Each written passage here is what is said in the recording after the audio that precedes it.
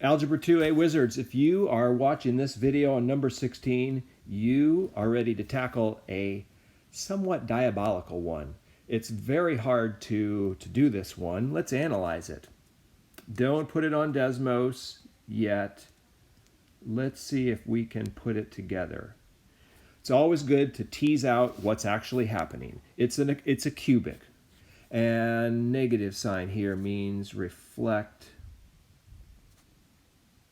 over x, the x-axis. This -2 means that's a vertical stretch by 2. This 1/2 on the inside of the function, that's a horizontal stretch also by, it'd be 1/1/2, so that's also 2. What's that going to look like? And then that +3, gravy, up 3. So hard to see this one. I'm going to visualize it first to analyze what it's going to resemble. I like to think first of the cubic function, something like that. I reflect over the x-axis, so it is going to be then something like this. I'm going to vertically stretch it by 2. So that means where that used to exist here, I'm going to pull it like a wire, so it will be even slimmer, something like that. Then a horizontal stretch by 2. It's almost as if I horizontally stretch, it might take it back to the original.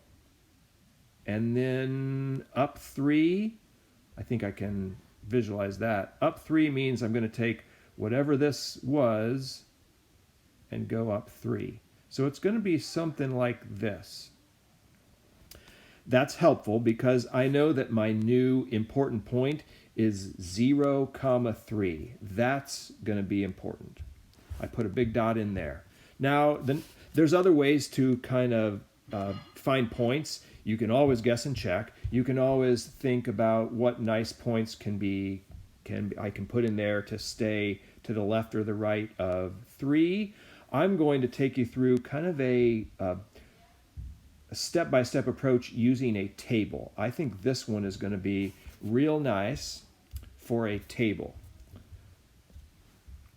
What I do for that is I'm going to take each one of these different transformations and take them in order, going from left to right, starting with my original points for x cubed. The nice and easy original points from x cubed that I have are -2, -8, -1, -1, 0, 0, 1, 1, and 2, 8. Those are my original important points.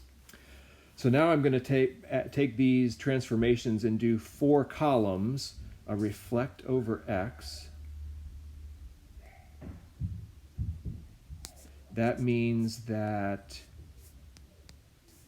the y-coordinate is going to change. So I make a little note to myself that I'm going to be changing the y-coordinate on this first column. Then it's a vertical stretch by 2.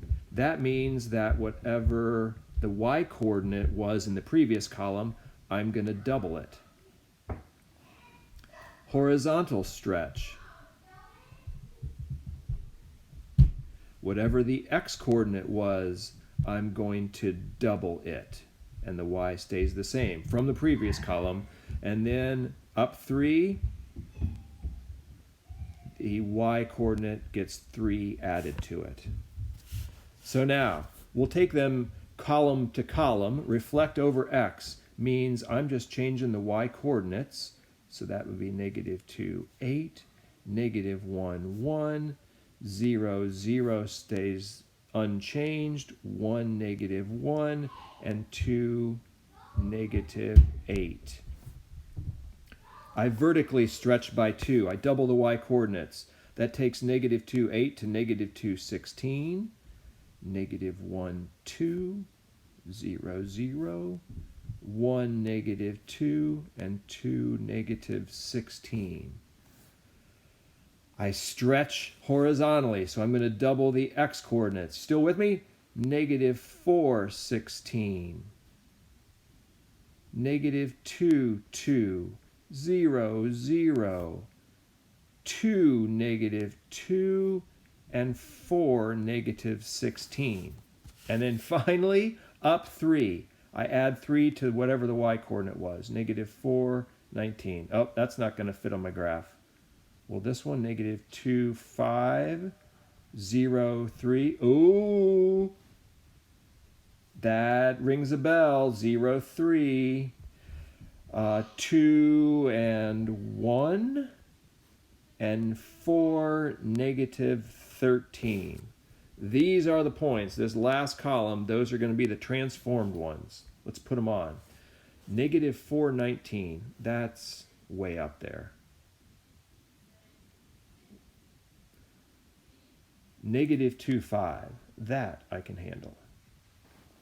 0, 3, 2, 1, and 4, negative 13. 9, 10, 11, 12, 13. It's something down here. It's not on an axis or a grid, so I'm going to label it 4, negative 13. And the shape is similar to the cubic. It's got a little turn in it. There we go. That is my graph. Now, since you're here, let's and you're still watching, let's double check and see how much different is that from the original cubic function if it was centered at 0, 3. Originally, and reflected 1 over, 1 down, 2 over, and I'd go 8 down. That'd be something right there. 2 over and 8 up. It'd be something like that. Here's what my unchanged cubic would look like. But now it's been, to vertically stretch it and horizontally stretch it takes us to this red one. Wow, what an analysis. And I hope you can use this table method. Doesn't have to happen every time, but there are going to be some functions for which it's useful. You should have a couple of different